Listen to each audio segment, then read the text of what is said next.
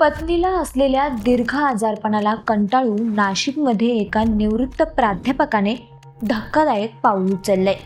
त्यांनी आधी अंथरुणाला खिळून असलेल्या 76 वर्षीय पत्नीची गळा आवळून हत्या केली आणि नंतर स्वतःही साडीने गळफास घेत आयुष्य संपवलं. नाशिकच्या जेल रोड परिसरामध्ये ही हादरवून टाकणारी घटना घडली आहे. एकाच दिवशी प्राध्यापक आणि त्यांच्या पत्नीचा अशा प्रकारे मृत्यू झाल्याने परिसरात एकच खळबळ उडाली आहे. ही धक्कादायक घटना बुधवारी रात्री उघडकीस आली आहे. लता मुरलीधर जोशी आणि मुरलीधर रामचंद्र जोशी अशी या मृत दाम्पत्याची नावं आहेत. दरम्यान ही घटना आहे तरी काय, पाहूयात सविस्तर.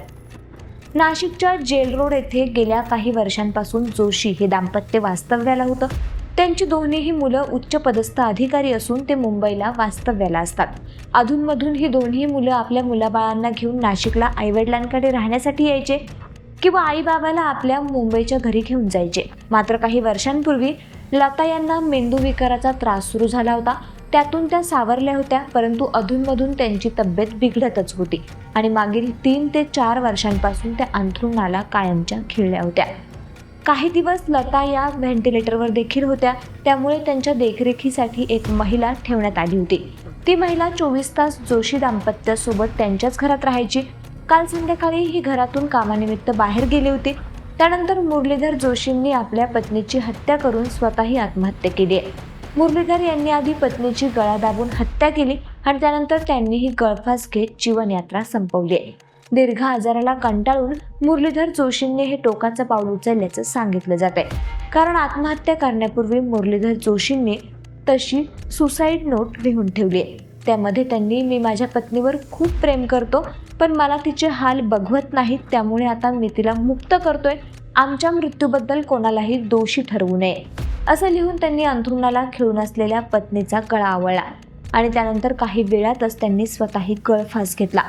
दरम्यान संध्याकाळी 7 वाजताच्या सुमारास जेव्हा मोलकरीण घरी परतली तेव्हा तिने दरवाजा उघडला तेव्हा मुरलीधर जोशी हे गळफास घेतलेल्या अवस्थेत दिसले, तर त्यांच्या पत्नी लता जोशी या मृतावस्थेत आढळून आल्या. मोलकरणीने तात्काळ शेजाऱ्यांच्या मदतीने पोलिसांना याबाबत माहिती कळवली. या धक्कादायक घटनेची माहिती मिळताच पोलिसांनी घटनास्थळी धाव घेत पंचनामा केला. या प्रकरणी उपनगर पोलीस ठाण्यात गुन्हाही दाखल करण्यात आला असून या घटनेचा पुढील तपास पोलीस करत आहेत. मात्र या धक्कादायक घटनेमुळे परिसरात एकच हळहळ व्यक्त होतीये. सोशल मीडियाच्या भाऊ गर्दीत विश्वासार्हतेने चकाकणारे नाव म्हणजे लेट्सअप मराठी. सगळ्यांना, सगळ्या नागरिकांना ती स्पीच, ती लेट्सअप वरील मुलाखती म्हणजे विचारांचा खजिना. त्यानंतरच्या निवडणुकीमध्ये मला सोडून गेले. बातम्या केवळ वस्तुस्थिती सांगणाऱ्या, न प्रोपगंडा, फक्त जनतेचा अजेंडा. क्योंकि आने वाला कल जाने वाला है, जाने वाला कल आने वाला है. राजकारण, मनोरंजन असो की क्रीडा क्षेत्र, महाराष्ट्राची स्पंदने संवेदनशीलतेने टिपणारे माध्यम म्हणजे लेट्सअप मराठी. जगासोबत एक पाऊल पुढे राहण्यासाठी लेट्सअपचे ॲप, सोशल मीडिया आणि वेबसाईट सोबत कनेक्टेड रहा.